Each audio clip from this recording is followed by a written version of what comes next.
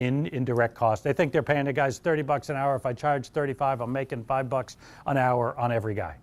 And they multiply that times 5 guys. That's great. That's terrific. Little do they know they're losing $10, $15 an hour every hour that guy's working. So I urge you to put together a spreadsheet like this. If you want to call me, I can send something to you. But just go through and do even if you just do it one time. Just do it for yourself and see. You know, I've sat in a room a number of times in Atlanta or Chicago, Orlando, Las Vegas, with 300 remodelers in a room at the National Remodeler Show, and sat in on these talks. And you see 300 people in the room, and the person starts off by saying, I'm going to show you that if you're not marking your cost of goods sold and everything up by 30%, you're losing money on every job. And you see everybody turn, oh yeah, can't get that in my marketplace. 30%, no, that's way too much. And they go through this exercise, and they take a little more time.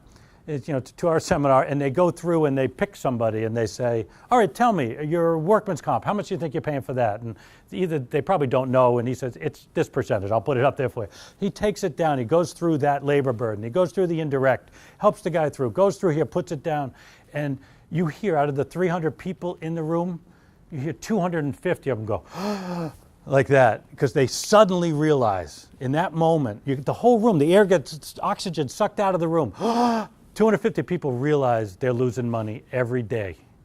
It's remarkable to see and to hear. Hopefully none of you are in that case, but I urge you to check your math. So, you know, how are we going to come up with our sale price for the job? Now we know what it's going to cost us to build the job. We got the cost of goods sold, right? We know it's going to cost us to build that job. How are we going to come up? How are we going to estimate?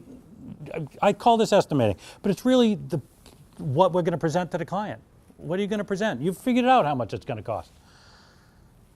We could ask for the budget. We could ask the client. We could ask the architect, what's the budget? And say, okay, my cost of goods sold is $150,000, and your budget's $175,000. Yeah, I'll do that for $25,000. Yeah, I'll do that.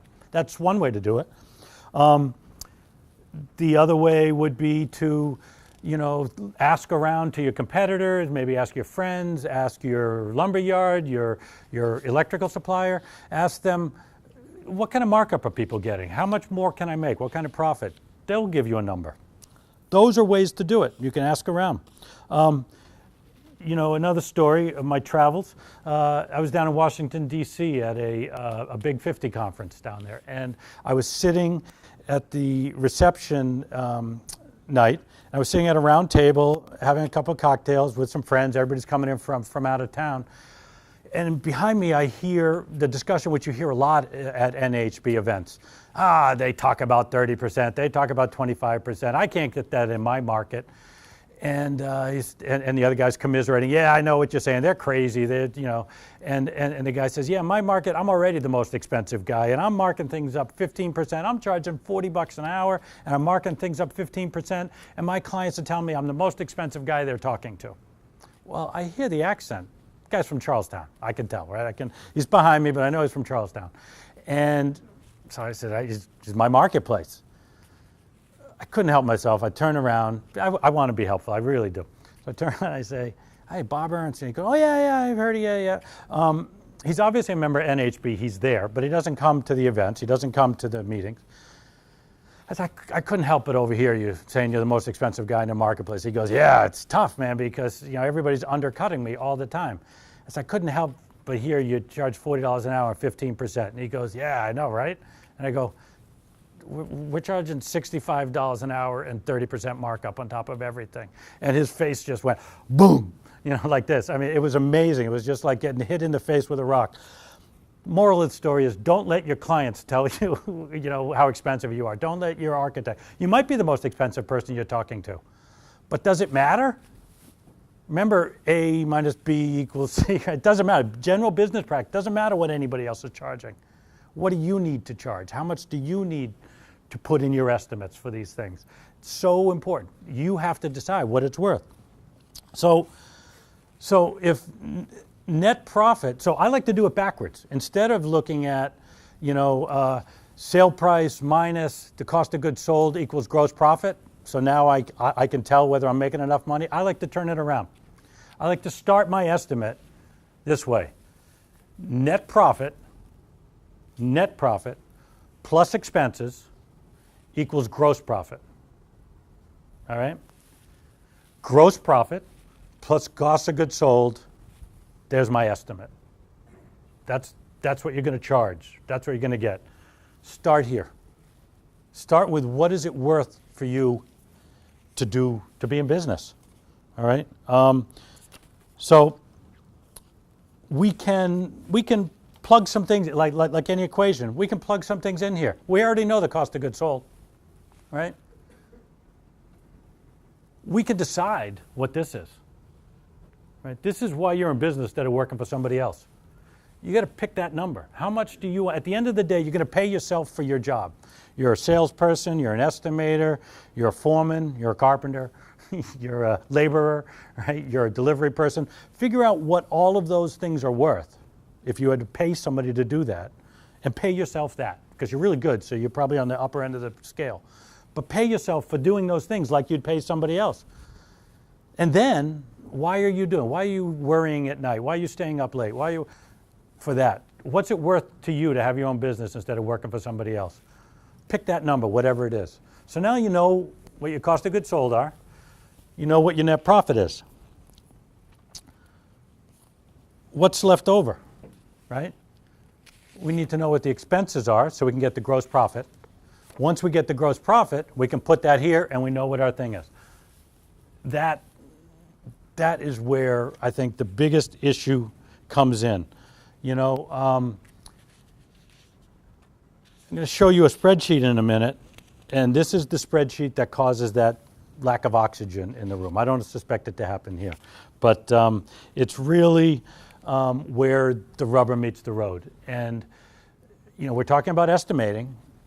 Again, we're builders. We can figure out what way we want to estimate it. We need to estimate E, estimate for E, all right? And that's how we get to where we want to be. A slide here that says net profit. Is zero enough for net profit? No, right? Otherwise, just go to work for somebody else. So, it might seem silly to say, but very few people actually know what their expenses are. You know, I talk to people all the time, new builders, and we sit down, remodelers, and I'll ask them, what's your overhead? Expense is another word for overhead. And they'll go, oh, it's not that bad. It's pretty good. Like, yeah, but what is it? Oh, I don't know. Well, how much are you marking things up? 10%, 15%, 20%, whatever it is. Oh, okay, what's your overhead? I don't know. Well, how do you know how much to mark something up if you don't know what your overhead is? I'm telling you, I'm talking about like 90% of the people I know don't know what their overhead is. As a business owner, as a person putting together estimates and selling work, giving people proposals, you should know off the top of your head, 9%, 11%, 8%, 12%. You've got to know that number, and you've got to check it, and you've got to own it. You've got to look into it every quarter. I do it every month. Larissa, fortunately, puts together a financial report for me every month. And I know what's going on in my business. And that's the most important number. Literally the most important number in your business is that one right there, expense, overhead. Know it and be able to rattle it right off. Next time I see all of you a month from now, I'm going to say, what's your overhead? I want it in a percent.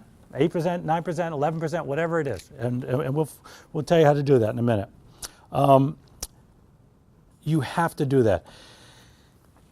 So let's see. Net profit, these might be, skip forward here, 0. Okay, so here you are, your overhead costs. Again, this is a spreadsheet that I'm guaranteeing you should have a number next to each one. I don't care how big you are, how many employees you have, whatever. You should force yourself to put a number into each one of these, because you're probably doing it one way or another. Production management salaries, that might be you, right? You might be your production manager. How much of your time, if you're paying yourself $10,000 a year, right? How much of your time are you doing production management? Think about it. About 20% of my time I'm managing the project. All right, so that's 2,000 bucks. Sales salaries. You're out selling the job. You're going to the client's house at night and trying to get them to sign you up. How much of your time are you spending doing that? Put a number there. The reason you need to do this is because you need to have an accurate assessment as to whether you're making money or not. You know, when I started my business and I said, hey, I was making 15 bucks an hour, now I'm making 20 bucks an hour. When I started to look back afterwards and think about how many hours I was working, I was managing it, I was selling it, I was going to the store to pick things up. When the truck broke down, I was fixing the truck. If I was making $6 an hour, I was lucky. And I was making $15 an hour for every hour I worked when I worked for that other guy. Now I was lucky if I was making $6 an hour, right, running around. So put a number next to each one of these as a percentage of what you're doing if you're a small person. If not, if you've got a production management team, if you've got a sales team or a person, put their number up there. Office and clerical salaries. Again, if you're doing your own books, put a number in there for yourself. Those, if you're a small company and you're doing some of those, they should total up to what you're paying yourself for a salary. All right? That's not net profit. That's expense. That's overhead. Net profit, remember, that's a different thing. So put a number next to these things. Payroll taxes and benefits, labor burden on those people. Still have it. Retirement, pension, profit sharing, you're putting anything away for yourself or for them. Bonuses, do you do things at Christmas? Put a number up there. General office expense. How much a year do you spend on each of these things? You know, education, training, travel. You came here today. If you came here today, you're probably going to more of these. You add those up. If it's 500 bucks in a year, it should be, by the way. If you're in business, you should do plenty of that. You should do constant training. Some of it takes travel. You've got to educate yourself and continue. Things change all the time. So there's a lot of entertainment. Are you taking your guys out for play around of golf? Are you going out for drinks after the work and buying rounds for the guys? Put numbers in there. That's the only way you know if you're actually making money in business for yourself. This is that sheet where the oxygen comes out of the room. And if you haven't done this or haven't done it in a while and you're very diligent about it, I'm going to tell you you're going to be shocked. All right, because that's going to come up with a number at the end that this is how much money I spend a year on this stuff. All right.